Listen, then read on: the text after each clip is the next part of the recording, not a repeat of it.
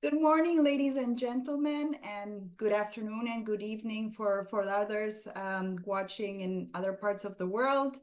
Thank you for participating in today's discussion, where we'll be approaching how countries are approaching digital public infrastructure and what we can learn from these experiences. My name is Romina Bandura. I am a senior fellow at the Project on Prosperity and Development here at the Center for Strategic and International Studies, CSIS, and I have the pleasure to be moderating this event today. At CSIS, we have been doing a lot of research on the impact of digital transformation in the Global South. In particular, we have analyzed how technologies are affecting issues such as the world of work, financial inclusion, and other issues in development. What are some risks in the digital transformation journey of countries? And what is the US role in this? Today, we're going to discuss digital public infrastructure, or DPI. You can think about DPI as one of the enablers for citizens to transact in the digital world and get access to essential goods and services. At the most basic level of a country's digital ecosystem, people need to have access to hardware such as mobile phones, computers. You need internet connection. You need, obviously, power. You need certain digital skills and a regulatory framework. At a second level, you need DPI, which has basically three components: an ID system, a payment system, and a data exchange platform. And at a third level, you need, apps and websites that allow for an easy interface. There's no universal model of DPI. So today we want to learn how countries are approaching this infrastructure, what are positive elements, and what are some risks in their approach. And, frankly speaking, what countries can learn from each other to adapt to their own needs. So we have 4 countries represented today. To address the Ukraine case, we have Gulsana Mamedieva. She is the advisor to the Vice Prime Minister for Innovations, Development of Education, Science and Technologies of the Ministry of Digital Transformation of Ukraine. Welcome, Gulsana. To talk about Brazil, we have Fabio Stibel. He is the Executive Director of the Institute for Technology and Society, ITS. Fabio is in Curitiba right now. Then we have Robert Caranja. He is Senior Director of Africa at Co-Develop, and he will address Zambia's journey. Welcome, Robert. And finally, we have Shatak Sahu. He's a research analyst and co-convener of the Global Technology Summit from Carnegie, India, who will talk about India. So welcome, everybody. It is really a pleasure to be hosting you today. I'm going to begin just, a brief introduction. If you could talk a little bit about what your organization does. And so I'm going to kick it off with that question. And I'll start with the lady, Gulsana. The floor is yours. Thank you very much, Romina. It's a really pleasure to be here in such a great company and discussing amazing, interestingly topic, how Global South and emerging markets are developing digital public infrastructure and what chance and leapfrog it's offering. So my name is Gulsana Medieva, and I was working Director General for Strategic Planning, European Integration, Minister of Digital Transformations from 2019-2023. So it was a little bit normal time, then pandemic, then the war time, and it's, I think, very interesting experience how digital public infrastructures work at that place. And now I'm also leading the digitality initiative which is aimed to share Ukrainian GovTech solutions and practices and approaches with other countries. So basically, I would love to speak about the Ukrainian digital public infrastructure and our first steps in exchange with other countries, how we can learn from each other, and where Ukraine actually learned, because we also started not from very scratch. We took a lot of great experience from other countries. Wonderful. Pablo, can you tell us a little bit about your institute? So I'm the director of IETS Trail. We are based in Brazil. We see Global South. Our mission is to understand and explain the frontiers between technology and society so we can make choices. We are working with DPI since we exist, but there was no term of DPI for what we did. We work with blockchain, we work with internet regulation, and so on. And right now, Brazil is hosting the G20 presidency. DPIs is one of the priorities. We are following and contributing to the discussion. And the debate is really strong and really insightful for pros and cons. And it's a pleasure to be here. Wonderful. Thank you, Fabio. Robert. Thank you, Romina. My name is Robert Karanja, Senior Director at Co-Develop, and I'm based in Nairobi, Kenya. It's a pleasure to be with all of you here today. Just a bit about Co-Develop and what we do. Co-Develop it's about a 2-year-old organization, nonprofit organization that supports governments across the world to fast track the adoption of digital public infrastructure. And we do that in 3 ways, 4 ways actually, through supporting civil society or inclusion and safety. We also invest in digital public goods, particularly in go-to-market. We provide technical assistance to countries around the world. And finally, we also fund research around digital public infrastructure. So I'll pause there for now and take you through a bit more later. Thank you. Wonderful. Thank you, Robert. And Shatak? Thank you, Romina. It's great to be here. Hello to Pablo, Robert, and Hulsana. I work at Carnegie India. I'm a research analyst and co-convener there for our annual Practice Summit, the Global Technology Summit. We do research and convening basically on digital public infrastructure. Both these things map onto each other, research and convenings. Very briefly, the topics are the global adoption of DPI following India's G20 presidency, under which a framework for DPI was agreed upon unanimously by all countries. Second is how can the private sector better participate in DPIs. Third is how do global partnerships and international partnerships look at DPI, India, US, the Quad, India, EU, and going forward the G20, as Fabio mentioned. Brazil has a G20 presidency now. And so last year it was about working closely with the Indian government when we had the G20 presidency to arrive at that consensus.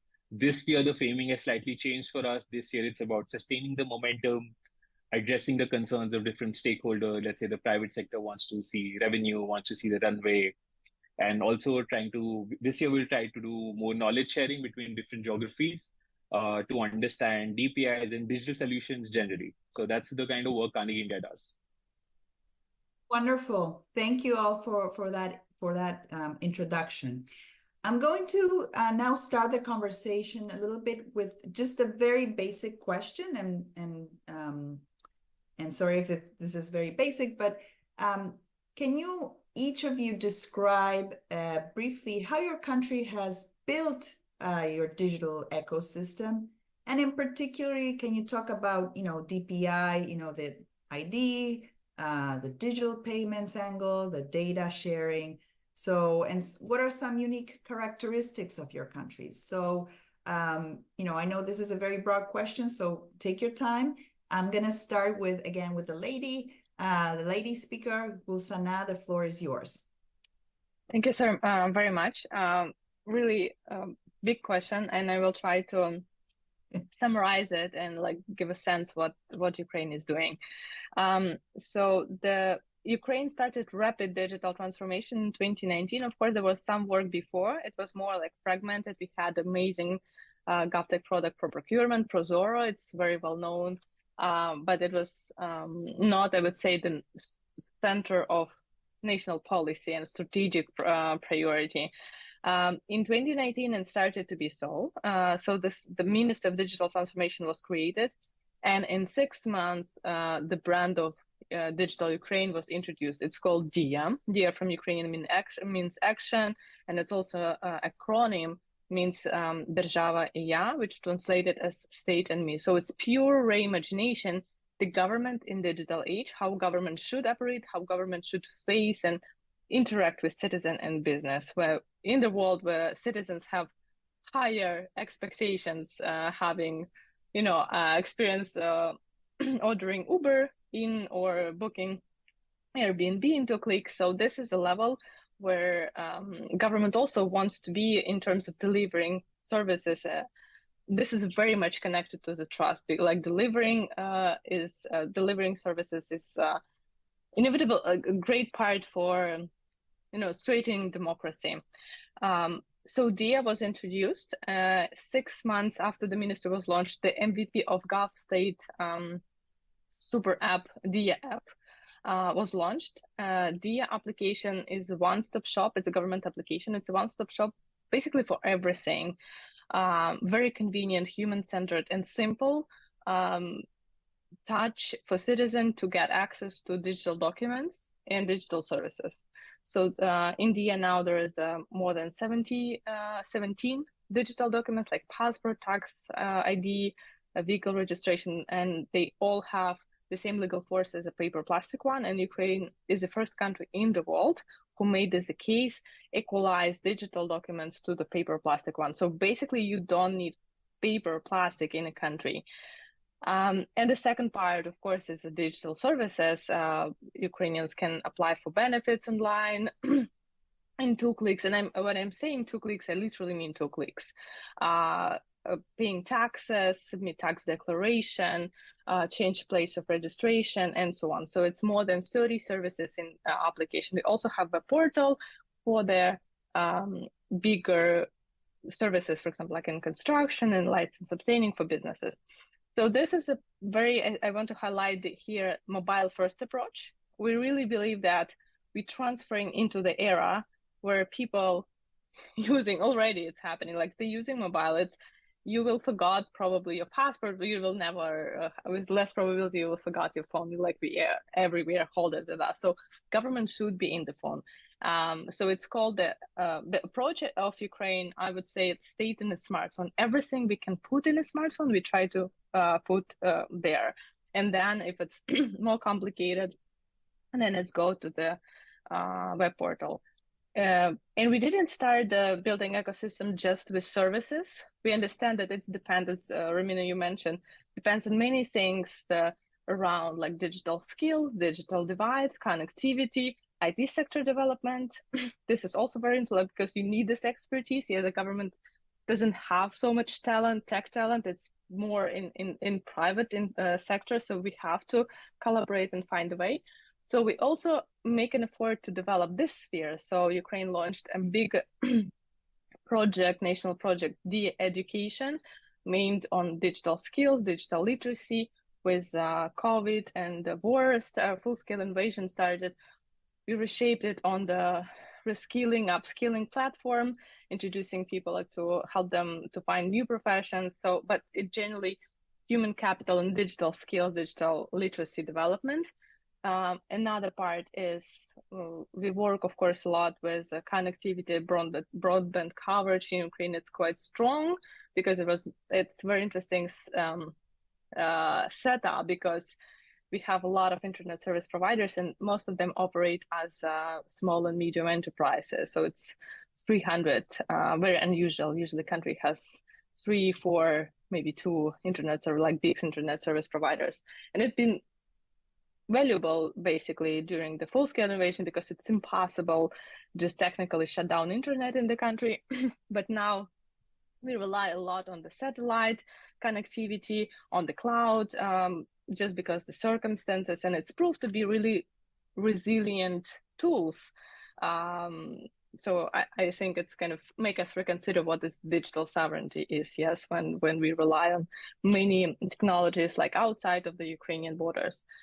So it's a connectivity part, and last part of this whole ecosystem is the development of IT sector. So we created special tax and legal regime for, it's called DSCT, it's kind of virtual country, and tech company or startup can become a resident of this register. There's certain criteria to be eligible, and then register in the DSCT ecosystem, which has really favorable conditions in like taxation, employment, intellectual property protection, very flexible regime, and already 800 countries are resident of DSCT. So this is a whole approach, holistic one, to develop digital country and like digital ecosystem. I would say what ministry biggest achievement is to make it digital, like bring digital culture in the government, because when we say like this is now a standard for user service delivery, everyone is kind of forced, I mean all agencies, government forced to think, incentivized to think how we reorganize, re-engineer our processes and our service delivery in a way that fit into clicks in a human-centered, convenient and simple way. So every time we bring like this is a user needs, we do this for citizens. There's no room for government needs. Like yes, government needs a lot of procedures, papers, forms, but this is our work to find the data that the government should be asking any information that it already has about citizen. Government knows where I'm registered, knows where the date of my birth and all other information. It is government work to find it. So it's once only principle, meaning that government should be able to build the procedures inside the government to find this. And how it force it just like set up there's several approaches to this, or through the data exchange. I think it's more kind of Estonian approach. In Ukrainian way, we started from the standards for service delivery, and of course standards for the data exchange. We adopted X-Road. It's in Ukraine. It's called Trembita. So, and moving like briefly to the DPI, to the second part, Ukraine has a digital ID. So India has digital ID, and it's have again the same legal force as a paper plastic one. It can be validated, shared. You can check in a hotel, just like scan QR code and share your digital copy, and hotel will have the digital copy. They don't need to scan your passport and store. So it's a very robust system. And like DIA itself has I would say all of three components of DPI, because it's work as a digital ID. There are digital payments in India. You can pay taxes, for example. You can, you submit tax declaration and you can pay taxes directly through DIA. And of course, it's forcing the data sharing, capabilities of government. It's means that if you're the agency that needs some information from citizen, you have to find a way to exchange it with other agency rather than asking it again and again from citizen. So this is I would say like whole approach. The principle, the underlying principle is mobile first and once only principle, putting citizen in the center, make it really, really human centered, in operating government more as a tech company and startup in terms of flexibility in managing internal processes. So yeah, thank you. That's very comprehensive. I'm now going to turn to Fabro about Brazil. How did Brazil start its digital journey, and in particularly DPI? I know there's been a lot of recent developments. So Fabro, please, the floor is yours. Thank you. So once upon a time in 1960s, Brazil started its digital journey. So Brazil is a country that has a long history of digital government and digitalization. We are one of the first countries to have a transparency portal from 2004. So DPIs are not necessarily a new thing and not a coincidence. It's kind of like a byproduct of how the government has been digitalizing itself. But there is a shift from DGI, digital government infrastructure, to DPI, digital public infrastructure, and it's the element of public. So Brazil has two DPIs that is quite well known. One is GovBR. This is a digital ID, identity systems. And the other one is Pix, which is an online payment. They are born from inside the government, from the public servant's mindset, which is really interesting, but they are born very differently. So GovBR was born as a DGI, as a digital government infrastructure. We need unique login systems. We need interoperability. We need citizens to talk to us. So why not make all services available with this idea? What they realize in the process is that they can go beyond just citizens talking to the government, and they can have a digital ID. So instead of you having your identity in your pocket, you can have your identity anywhere. So they are enhancing the partnerships with private sectors. Banks are one of them, but they should expand it more. The risk here is that you really need strong privacy enhancing technologies. You really need good structure. Pix is born quite differently. Pix is born to remove a burden from the system. So banks used to charge $2 for you transfer money, no matter the amount. In a country where 60% are low income, $2 is a lot of money. So what Pixis wants us to do is to make like zero cost to transfer money. And technically this is possible for a long time, but the central bank took this leadership and saying, I'll do it. And new banks and others payment institutions are mandated to do it. The results are extraordinary. We had 10% increase of banking, people having banking accounts, lots of increase in people having access to finance, insurance, and so on. Market has just grown because of that. And I think they haven't realized that they were creating a DPI. But Pix might be the best example of DPI, because DGI, digital government infrastructure, sometimes is about the last mile. It's about the service you provide directly to citizens. Pix is not available to citizens. To use Pix, you need a bank account or a payment account. So Pix is actually an intermediary system. It's actually an infrastructure for other things to happen. And those are quite interesting solutions. And now Brazil is looking for sectorial DPIs. So one of them is it's a green DPI, as I call. It's a registration for rural areas and how they follow environmental law and so on. This is quite interesting. They are trying to do an object infrastructure, so doctor recipes or land or anything you can exchange and have like a central database of that for transactions. So Brazil is moving forward in the debate, and I think what differs Brazil from India is in the G20 is that Brazil is very much policy-oriented DPIs. DPI should solve a policy problem, and then you think about the tech stack. So neither Pix or GovBR are exportables because the tech user there is quite theirs. We're trying to open, but it's modularity and so on. India has a very interesting approach, but they focus a lot on the tech stack. So India, you can export, you can have other countries and partnerships and so on. So I think they are complementary positions. Neither one, neither just the other, but I think the G20 with the Brazil, India, Brazil, and next South Africa will be a very, very interesting place for DPI discussions. Wonderful. Thank you, Fabio, for that comprehensive description. Now we turn to Robert and Zambia's case. Robert, the floor is yours. Thank you. Thank you, Romina. And I opted to speak about Zambia, although we work in several countries across the continent. Just thought that, Zambia is one of the leading countries in the African continent as far as DPI adoption is concerned. So I'll speak a bit about what Zambia has been working on to become a DPI champion really on the continent. Zambia is a landlocked country, relatively small, about 20 million people, but they've shown an appetite for adoption of digital public infrastructure across each of the three layers. Currently, Zambia has a paper ID, which they call the National Registration Card. And so the first thing that Zambia was looking at was, how do we, as a government, provide access to both the public and the private sector as citizens continue demanding more efficient services and quick access to government services.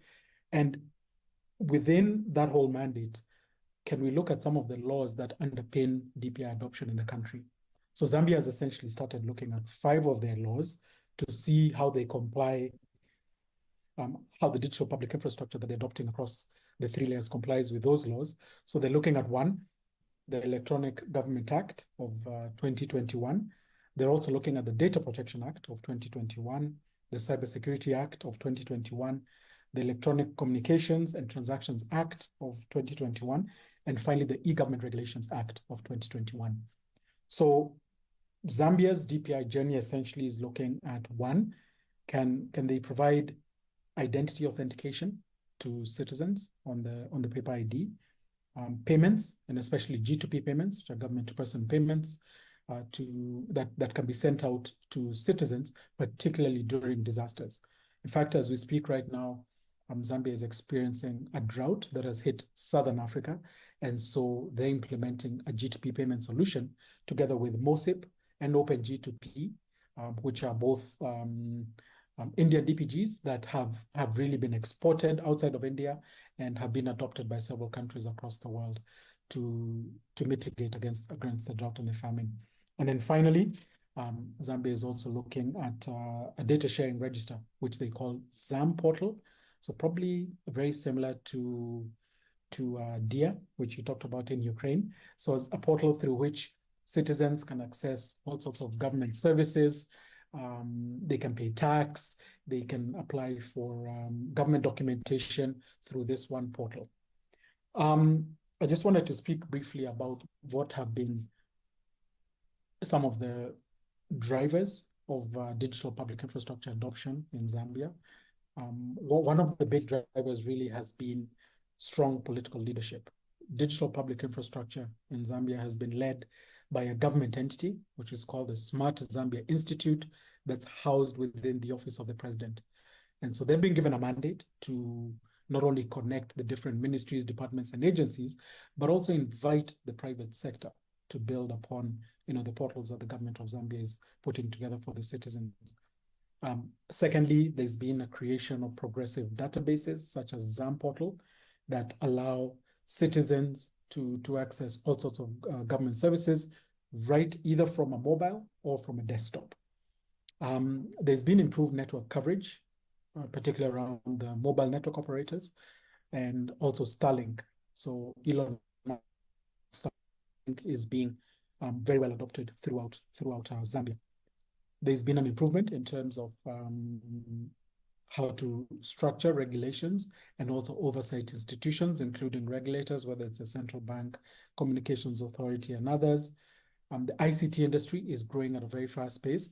And Romina, I should also tell you that, Zambia, of course, just being one example, but the greatest youth dividend in the world actually exists on the African continent, where over 60% of people are under the age of 18. So the adoption of all these technologies and the use of all these technologies is going to grow at a very fast rate over the next 10 or 15 years. Zambia has also introduced a national financial switch to enable payments, whether they're mobile, interoperable payments, actually, so bank-to-bank, mobile, and other fintechs to be able to work across the national switch. And then there's also been reforms in education. So reforming the education sector to provide ICT courses, both at primary school, secondary school, and capacity building for teachers to ensure that people are also picking up this knowledge on technology, so that as they move on to the next level of education, whether it's tertiary education, post-secondary education, they do have the foundations to be able to function effectively in a growing digital economy. So that's just, I'll pause there for now, and I'll pick up some more later. Thank you. Wonderful. Thank you. Thank you, Robert. Finally, India's case, Shatak. Thank you, Romina. Great opening remarks by my co-panelists to set in context how DPI can be looked at differently in different parts of the world. It solves for different things. I'll just pick up a thread from Fabro before I start delineating what Indian DPIs are. Fabro really nicely explained how DPIs are not set in one definition. While Brazil looks at it to solve particular policy objectives, India can export it because it's a technology which can be exported. And through the G20, we're looking to, in a very cohesive manner, connect the both concepts. Like some country can look at it to solve policy objectives. Some can offer it to the world because it's a technology which can be offered. Having said that, I'll just focus on India's DPIs starting 2011 with Aadhaar. So Aadhaar was conceptualized as an ID system in 2009, about 2009, and it was rolled out in 2011. Uh, it's a very popular ID system all around the world. Right now, more than 99% of the adult population in India has ID through Aadhaar. Very briefly, then we have UPI, which is a Unified Payments Interface, which is akin to Brazil's PIX, as Fabro mentioned, and it's a network on top of which private parties can participate for digital transactions to occur. And in terms of scale, right now, on a monthly basis, there are more than 13 billion transactions on UPI. And UPI is often considered the most successful Indian DPI because of its statistics and also international partnerships. UPI has been linked with PayNow in Singapore, and then private sector participants in one country can collaborate with private sector participants in another country. And then we of course have our data exchange system of DigiLocker, which basically it's a documentation credentialing system. You don't need to carry any physical document anywhere, and you can have your passport, your Aadhaar, or your sectoral documents in one place digitized. So these are the successful cases of DPIs which have been around for many years. Aadhaar has been about close to 15 years. UPI was launched in 2016, about close to 8-9 years. But India is now again, again going back to how Fabio mentioned the framing of DPI. For right now, after India's G20 presidency last year, the framing for DPI approach is kind of a thinking right now for India. Right now, India proposes DPI thinking as bringing together digital building blocks to solve for future problems. We do not anymore see it as the India stack of ID payments and data exchanges. It's much more than that. And therefore, and hence you can see in other sectors as well. In India, in education sector, for example, we have the DPI of Diksha, which is basically QR codes on your textbooks across millions and millions of textbooks, which now is also being integrated with AI for better learning systems for students. Similarly, there's a DPI for health, there's DPI for agriculture, and all of these are not as successful as payments or IDs, but they're still picking up. The most interesting DPI, in my opinion, would be ONDC, the Open Network for Digital Commerce, which seeks to democratize e-commerce, and it basically seeks to connect each and every buyer with each and every seller, and that network of DPI, that base technology network, it offers discoverability of products, cataloging of products. So point being, there have been many DPIs, ID payments, data being the most famous ones and the most successful ones. But right now, India is thinking of it as digital building blocks to solve for the future. Before I close my comments, I'll just try to mention like the policy objective, which Fabro mentioned. For example, India had a policy objective for financial inclusion in early 2010. Then after Aadhaar was rolled out, it was combined with mobile data. One telecom operator, Jio, was successful in rolling out a lot of mobile data. And as Gulsana mentioned earlier about Ukraine's mobile first approach, a mobile first approach has helped India 10 years back as well. So ID system combined with mobile data and mobile handsets in the hands of the population, connected with a bank account with people in rural India in tier 2, tier 3 cities, came together to be called as a JAM Trinity. It's called a Jan Dhan, Aadhaar, and Mobile. And it ensured financial inclusion of huge scale. Starting 2015, financial inclusion was at the rate of about 25% in 2015. And by 2020, it was up to 75-80%. And without the building blocks of DPI, basically, that goal wouldn't have been achieved. So point being, DPIs are more than just sectoral solutions, but it's also an approach towards policy objectives. And going forward, India is attempting to help countries adopt its technological solution. It signed about 8 or 10 MOUs last year. It has some unique models such as the DAS model, which is called the DPI as a package solution model, which seeks to take the help of cloud service providers and give it to countries who need it on a plug and play model according to their needs. So I'll just stop there, and then later on we can go into the challenges of DPIs and the risks of DPI. Wonderful. Thank you. You primed me for my next question, which is, as you described your different approaches, what would you say are some of the strengths of your country in terms of DPI, and what would you say are risks or weaknesses that you still need to address? So again, I'm going to start with Gulsana on Ukraine. Yeah, that's a really good question. I think it's in terms of strengths of the DPI, like what Ukrainian case is proving, that for us, it's hard to imagine how Ukraine would survive and continue its operation as a government without the proper digital infrastructure in place during the full-scale invasion. Ukrainian government didn't stop work even for a minute. The citizens had access to services. And more than that, we just not just continue to work and deliver. We started to deliver war-related services. It could take as long as 3 days to launch new service. For example, registering as internally displaced person, receiving the status, and then being eligible to apply for the respective benefits, or registering damaged property and apply for compensation. It's all possible online, or such services as you can download the map from government super app, download the map of the shelters to be aware where the shelters near you and how big capacity and so on, buy military bonds. So there is a plenty of war-related services that will launch during the full-scale invasion, just because we had these building blocks. And if you speak about this several years ago, it sounds unimaginable that government is able to launch new service on the national scale in 3 days. So this to be resilient, flexible.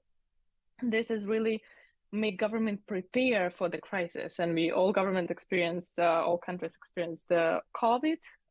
So COVID was a kind of training, I think, for this, and this is really strength. In terms of weakness, globally, if you think about more even philosophically, we're building this digital capacity of the state, and then we have to think about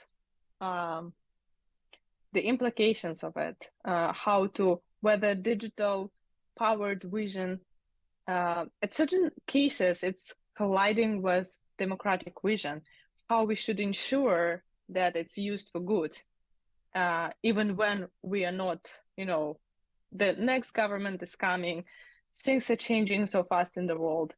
So what are the safeguards, the new social contract between citizens and government, when citizens really trust government with all the data, and government is, handling it very safely, securely, and in proper manner. So I think we're kind of approaching we're building this capacity, and we have to think about all the implications because, it's just the nature of technology that have in its, it's a big part that it's enabler. I don't know, surveillance, but it's a lot of things, bad things could happen, and we have to speak about this. We have to think about this. Those who, I often joke that there are more techno-pessimists than techno-optimists, and I consider myself the techno-optimist, but we have to be cautious about this thing. So this is number one, the kind of new social contract between citizen and government and digital capable government.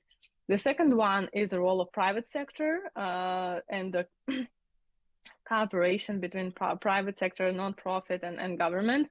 So we also reconsidering this. We find that in Ukraine, we have, I would say, the really good example when all initiatives are discussed with the private sector, and we try to, we understand that they have amazing expertise, and we want to leverage on this, and they are also business should have other goals except of profit, also social mission, and tech companies and tech sector should be, they are able to empower and help government to build better future. So this is also the kind of I think challenge in Ukraine. It's not so, I would say it's such a challenge. I see that challenge more in US. The level of trust, the different level of trust between government, like citizen to government, citizen to private sector. Yeah, so that's, I think, what I can say. Thank you. Fabio, do you want to, pick up on some of these, strengths and weaknesses, in Brazil? Yes, I think we have lots to learn from previous government as a platform, digital government, e-government, and so on. So in DPIs, there's a very interesting concept of DPGs. So we are a member of the Digital Public Goods Alliance. DPGs stands for Digital Public Goods. Digital public goods has this idea of openness and no harm in it. And then this is a very good insight. They have 9 criteria. I don't agree with all of them, but one thing they will really avoid is vendor lock-in. And then you have this idea of infrastructures. If you build a bridge, you cannot have just one company that does the maintenance of the bridge or the energy grid. You need competition, you need diversity, you need something else. So this idea of vendor lock-in, it's a challenge. In Brazil, we do have public IT companies that are very powerful in delivering services, and we need other kinds of companies doing that. It's not easy to achieve. Other countries, they only have major private sector companies. Other countries like Europe, they have a messy ecosystems, and sometimes they trust no one. So I think that DPGs is a good way to think about the potentials and the dangers. One of the principles of DPGs is do no harm. This is above legality. It's not only doing what the law requires, but is that you imagine that you are creating infrastructure, and this is powerful. And this can be used against vulnerable groups or minorities. So IDs can be used to discriminate, to persecute, and so on. Payments can be used to shut people off the payment systems or to track the records and so on. So do no harm is a very good way to understand what the worst case scenario can happen and how can you overcome that. And the only solution we have so far is better governance, better policies, better norms, but in particular, multi-stakeholderism. If you have just one actor responsible for the infrastructures, the stakes are high. If anything happens to the stakeholders, the whole infrastructures might damage society. When you have multi-stakeholderism in the government, you have more check and balances. So it just works better. I think Brazil is going towards systems where we have more external participation, more diversity, and so on. And I hope it goes even more towards DPGs because it's a good idea. It's a good goal to pursue. Thank you, Fabio. Robert, what are your reactions and what can you say about, Zambia's pluses and minuses? I would like to maybe start by just picking up on a thread that Fabio ended on, which is digital public goods. Mm-hmm. We've been very active as co-develop in terms of encouraging countries to consider digital public goods, both across ID systems and also payment systems. But DPGs, and Fabio can correct me if I'm wrong, DPGs are a very foreign concept to traditional procurement people, right? Because when you go into procurement, they expect private vendors to come in, respond to an RFP, and that RFP has numbers, right? There's a cost to it. So a digital public good, which can do the very same thing, if not better, than a proprietary solution or vendor lock solution, becomes fairly foreign concept or new concept to procurement folks. So we've had that challenge of having to educate people about MOSIP, for example, as an ID platform, or Moja Loop as an open source payment platform. And so the learning curve, I would say, has been an initial challenge. But I think once it becomes understood, both at the regulatory level and at the decision maker level, then we are seeing countries such as Zambia becoming more open to even adopting digital public goods to advance the digital public infrastructure journey. I just wanted to touch on a number of challenges also that we've experienced, and one of them, of course, has been limited financial resources around training and capacity building of both public sector actors, and also to interest or excite the private sector to come and participate in digital public infrastructure. So the fact that there's been limited resources, I think, has been a challenge. And then also, how do you safely implement change management, right? Because you've got to change people's thinking and approach. DPI generally also does refer to infrastructure thinking. So you've got to take off the old hat, put on a new hat, and change your thinking completely. So there's an element of change adoption there that needs to be done. And then one that I find really interesting, when I think about ZAM portal, is the institutional resistance to sharing data. Traditionally, government ministries and agencies kept their data in silos, right? But an open data platform talks about, can we share data across? If you're collecting data from the citizen, collect it once, and then provide APIs to the private sector to be able to access just those critical amounts of data within the framework of the Data Protection Act that makes sense. So there's been a bit of resistance in terms of, can we share data? Who should we share data with? And how much of our systems should really be open? And then closely related to that is also poor data quality. How was the data collected initially? How was it stored? And can you verify the quality of that data over time, right? So there's a data cleanup that generally has to happen from time to time. And then I think when I think about the Smart Zambia Institute, which is leading Zambia's DPI journey, one of the biggest needs and requirements that we see is, can we help an institution, a government institution, not only generate, but also retain technical skills, because good technical people tend to jump from government to private sector very quickly, right? And once they're gone, you can't get them back, right? So government also struggles to, you train someone over a couple of years, and then the minute, they're very competent in what they're doing, they jump to the private sector. So the private tech companies, the MNOs, the banks are the ones who are really benefiting from all that investment that's gone into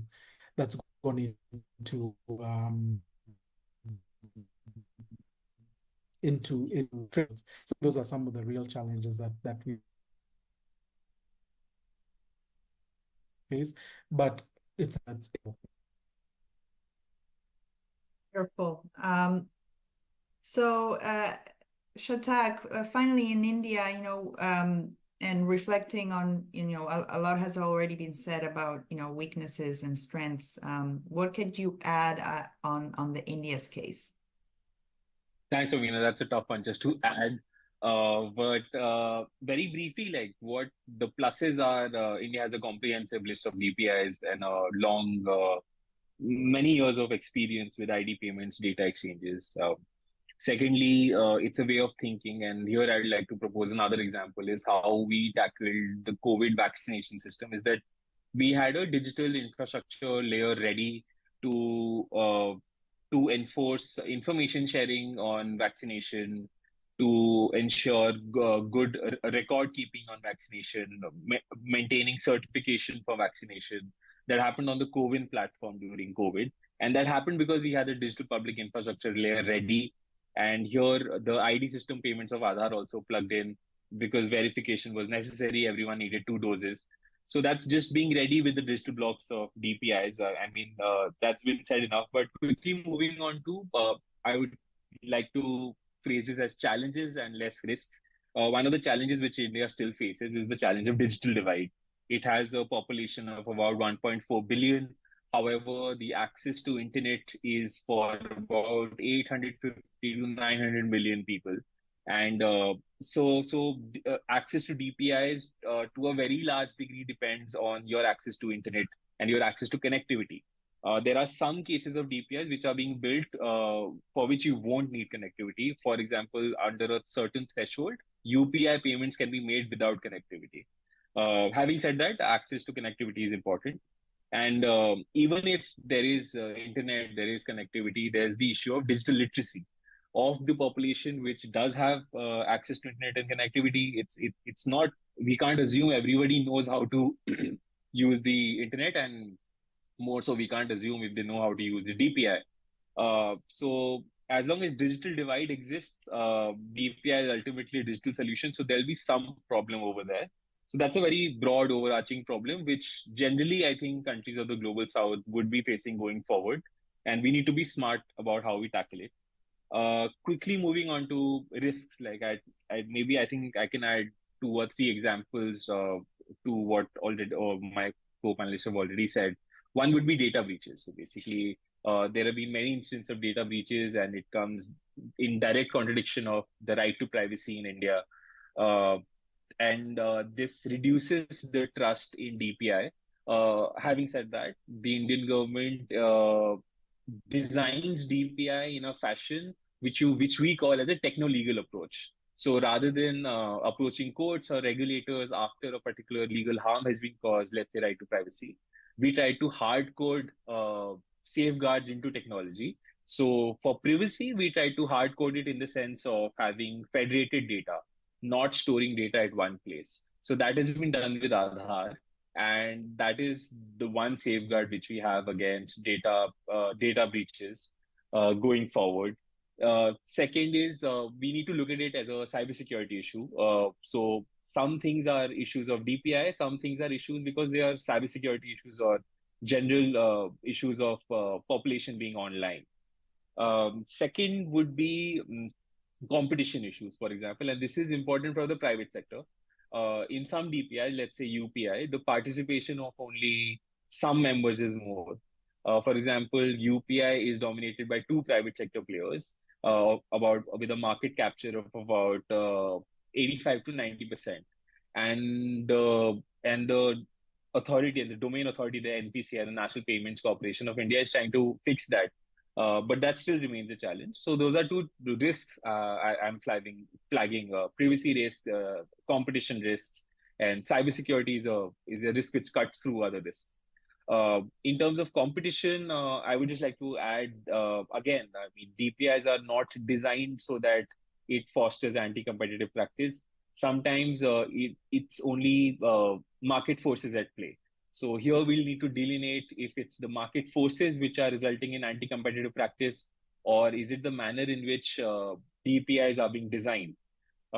So those are some risks which come to my mind. But going forward, like I said, DPIs are thought of as an approach to future problems, and it's very context specific. So when you build a context specific solution, for example, as Robert and Fabro mentioned, how to avoid vendor lock-in. So DPGs help with open source, protocol DPGs such as Sunbird or Mosip. So when you're building solutions ground up, that is when you need to be careful about these issues. More ground research, more feedback from the society will help better to counter risks down the road. Yeah.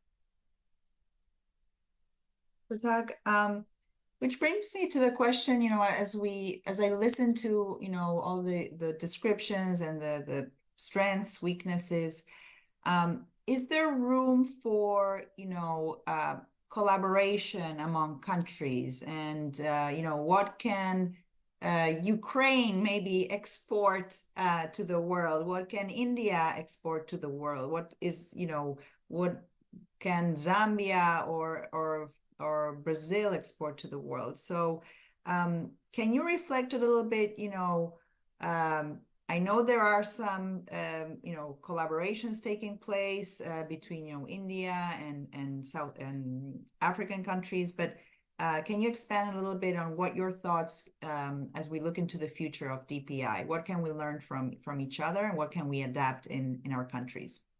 So I'll start with Gulsana. Yeah, that's a very good question, because I think many countries thinking about this when they start their digital transformation journey, they usually eager to see what is the different approaches. What Ukraine, for example, we exported, we learned from XROAD, data interoperability system and exchange system from Estonia.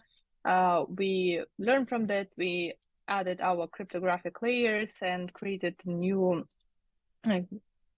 product, updated product. It's called Trimbita. It's Ukrainian system of interoperability between the registers. So we also created, it's called DIA Engine. It's a low-code model that allows us quickly, safely build state records from scratch at the place and the agencies where they don't have state records. DIA became open source, and this DIA Engine is open source solution. DIA mobile application became open source few months ago, and anyone, any country, organization, city, state is free to wants to use it. It's free to, they are free to use it, and we provide. We want to share, because we share back the all goods and assistance that Ukraine was receiving during its digital transformation journey. For example, like a lot of technical assistance were coming, not the expertise but technical. A lot of from the USAID. They helped develop the DIA itself, and now, of course, seeing that it's great result and massive scale, because we already have 20 million users, and there is a there is interest in other countries to adopt DIA-like system, or think about like whether it's possible, what they would need for this, what kind of roadmap would be needed. So we're exploring this, and USAID is facilitating, and we see it's very interesting process. I wouldn't say that it's super easy, but it's possible. It's definitely possible. There is a lot of progress and things that government to government like can learn from each other, because my colleagues mentioned here the vendor lock-in and all the peculiarities working with private sector. It's I believe that government to government probably might have a more trust between each other, facilitated by the international players such as Co-Develop or USAID or other international technical development organizations. So I believe that it's government to government collaboration is happening already. There are successful cases, and it's possible to do more. And there are great examples in India. I know many countries are learning and looking in the Brazil, especially like the payment system that was just, it was, I think, the biggest, the highest speed, yes, in terms of like adoption of the payment system in the world, and it's built by government. So there is a huge potential in this. And I think we just, what my opinion, humble opinion, there are some obstacle that it's not the policy, just the governments wants to feel and see themselves as like self-sufficient. So there is a kind of a constraint to learn from each other, like we will see, but we will build on our own. I think we're overcoming this with already a lot of good examples that it's possible. There's like, you just export this, update it, adopt it in country, build something upon of it. It's basically how Ukraine did. We exported DIA, and we exported Xroad, and DIA was built kind of on top of it, on already this infrastructure, and then DIA is ready to be exportable. So, but it's done in 4 years. While if you build everything yourself, it would take 20 years, probably more. So that's a good point. Mm-hmm. Yeah, so it's give a lot of space for them, like for faster digital transformation and rapid adoption. Thank you. I'm mindful of time, so I want to get to everybody. Father, what can we learn from Brazil, and how can other countries, not only countries, but frankly speaking, we have other stakeholders involved, the private sector and NGOs. So what is there room, for collaboration? Yes, I think the lesson here is that infrastructures are cheap and expensive at the same time. They're very expensive if you want to do it alone. This is why we need a huge ecosystem supporting it. But PICs cost $10 million per year. This is really cheap for a 7th greatest economy of the world using it. So I think the lesson here is GovBR and PICs, they work as inspiration of what can be achieved. There are different ways to achieve it. And the key point to pay attention to is governance. This is, I think, is a topic that we have most to exchange knowledge and how to use it. How do you make stakeholders to participate in the process? How do you make norms to follow? How do you make stacks to follow? So governance, I think, is where we should be collaborating more. And we usually think about tech, Tech's good. Estonia is amazing. I wish we had used it from 10 years ago because it's a very good idea. But governance is very country specific, and exchanging experiences about that may be of great benefit. Wonderful. Robert, what are your thoughts? Sure, Romina, there's been lots of South-to-South cooperation. Countries such as India have collaborated with Zambia, Uganda, and many other countries. And then what we're also seeing growing is a lot more regional cooperation. So, for example, COMESA and Zambia and Malawi as pilot countries are piloting a cross-border payment system using an open source platform, Mojaloop. And we're also seeing ID interoperability between countries in the region to facilitate trade in the Africa Continental Free Trade Area. So there's both regional cooperation and then generally South-to-South cooperation. And I know Fabio and also Shatak, several central banks from region have traveled to Brazil, to Delhi, to view what UPI looks like, what PIX looks like, so that they can also make informed decisions when they come back home and see whether that collaboration makes sense. Thank you. You, Shatak? Thanks, Romina. So very briefly, like just summing up the comments, like let's look at global north, global south collaboration as well. India and US signed a joint statement last year where both of them supported DPIs. So if India and US collaborate, for example, so US can help with resources, financial resources, especially its soft power in different parts of the world, also its experience in implementing development projects. And India can help with the tech. India can help with its experience of deploying DPIs. So that's how global north, global south collaborations are as important as global south cooperation, as Robert mentioned. And secondly, knowledge sharing. It's a very simple term, but as Robert very rightly said, the central bankers of both countries have seen each other's. They are fully aware of each other's systems of PIX and UPI.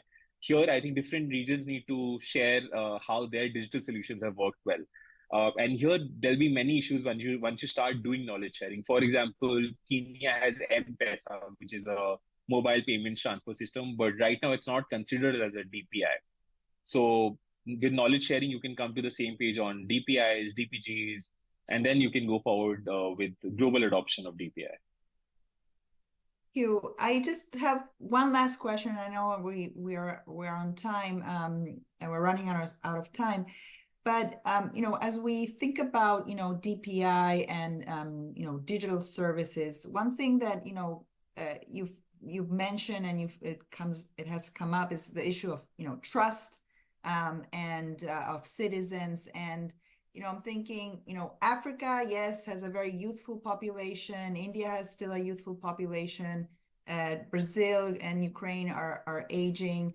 How do we overcome, or no, not overcome, but build trust and build tools that are, simple to use to, not only young generations, but, older generations. I find myself turning to my son or my nieces, when it relates to technology. So if you could quickly, just touch upon, trust and the issue of, ease of use. And 1 minute, and then, we'll wrap up. Agusana? I think the good delivery of services are really connected to the trust. There's a lot of researchers showing this. The better government is delivering, the more trust. And it comes to the convenience and how easy they are, the services. If it's confusing, if it's difficult to understand, then it's bringing lower level of trust. So designing the service, re-engineering them, we always have to keep in mind and have tested with different groups of people, very well represented, and think about various vulnerable groups. In Ukraine, it's very relevant now. For example, we have a lot of veterans, a lot of people with disabilities now, and we also have to think about this.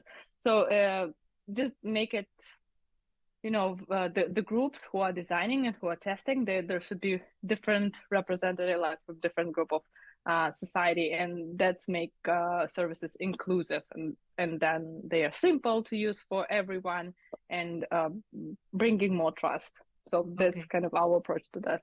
Thank you. Fabro? I think the main takeaway is risk and benefits. In the Global South, it's irresponsible to wait to be perfect before doing, because you have people with access to internet, health, housing, bank, and so on. So DPIs are an excellent way to gain access, to give access to government services. So you do have the hospital, but you need your ID to have service, serviced. So I would say that the key point here is that when the Data Protection Agency, IT debates and so on, we do have a risk-based approach and a risk-based discussion. But we cannot forget the inclusion agenda and the mandate to have people have access to that. So I think this is what should guide the debate about DPIs. Are risks? Yes, but are way more benefits, and the benefits outrank the risks. Wonderful. Robert? Romina, I'll just say that DPI does not exist in a vacuum, and so there has to be significant investment also in inclusion and safeguards. Thank you. Wonderful. And Shatak, final words? Yeah, Romina, for trust, I think one point is a robust regulatory framework. Data protection laws, privacy laws for data breaches, for cybersecurity need similar laws. So once the citizens see that their rights are being protected and they're being enforced in courts and regulatory bodies, I think the trust could increase there as well. But that's only part of the puzzle. You would still need trust through efficiency of services and lesser instances of harms of, let's say, data breaches. But having a robust regulatory framework can go a long way in building trust. And I would add digital skills, which was mentioned, training, that's very important also. So with that, I thank everybody, our online audience, our wonderful lineup of experts here. So thank you, Ulsana. Thank you, Fabro, Robert, and Shatak for this very interesting and very technical conversation. And I hope everybody has a good rest of the day. And we conclude now this event. So thank you.